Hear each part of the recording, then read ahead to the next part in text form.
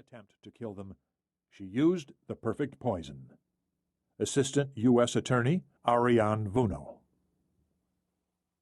Prologue. There are sections of landscape bordering the quaint New England town of Northampton, Massachusetts, as flat as a tabletop. Acres of farmland that, from a bird's-eye view, might make one think this small section of the Northeast is no different from Indiana or Kansas. And in many ways there is no difference. In May 1995, for example, the unimaginable happened. A tornado whipped through Great Barrington, Massachusetts, killing 3 people and injuring 24.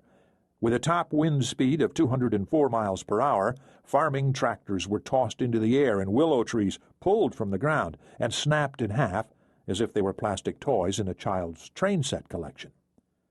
Farmers and townspeople, in a matter of moments, were left devastated. Twisters, locals protested, were supposed to be confined to the Midwest and Deep South. Northampton, like Great Barrington, is located on the edge of the Berkshires, in mountainous terrain, fenced in by steep, rocky cliffs. It is a quiet place, full of agricultural history and laid-back living. Nothing ever happens there of any national interest, and residents like it that way.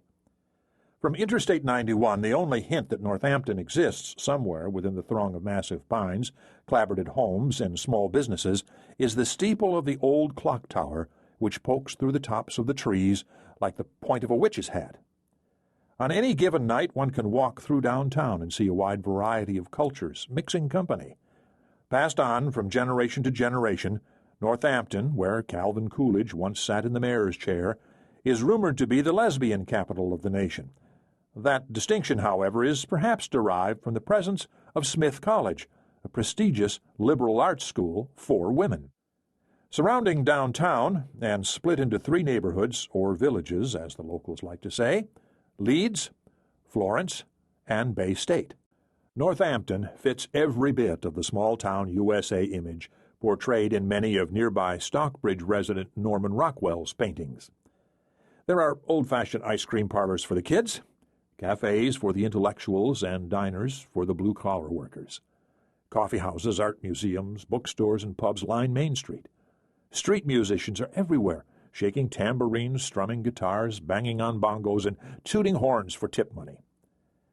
Made up of roughly 30,000 residents, Northampton encompasses some 36 square miles, with approximately 170 miles of roadway intertwined through its thousands of raised ranches, colonials, and rustic farms. One could easily agree it is every bit of what writer Tracy Kidder calls, in his book Hometown, a quintessential landscape, classic New England all the way, from its rolling hills to its maple syrup to its antique shops. "Shake it," Kidder wrote, "and it snows." Visible from just about anywhere in town, the Veterans Affairs Medical Center, VAMC, in Leeds, has served the health needs of Massachusetts veterans since 1924. The main building of the hospital sits high atop Old Bear Hill, a rather steep stretch of land with a man-made duck pond at its base, perfect for sledding during winter months. Just off Route 9, the VAMC grounds rise out of the center of town like a monument, and to some extent the main building looks a bit like a Victorian mansion. There are 26 smaller red brick buildings, or cottages, that doctors rent, spread over 105 acres of some of the most sprawling landscape the Northeast has to offer. Perhaps deliberately, the entire compound resembles a military base rather than a full-facility hospital, where 6 miles of roadway snake around a piece of property that visitors, who often come here, say is but a small slice of God's country. On any given day, scores of vets stand and sit outside the main entrance, smoking cigarettes, drinking from brown paper bags, waiting for the VA bus to take them home.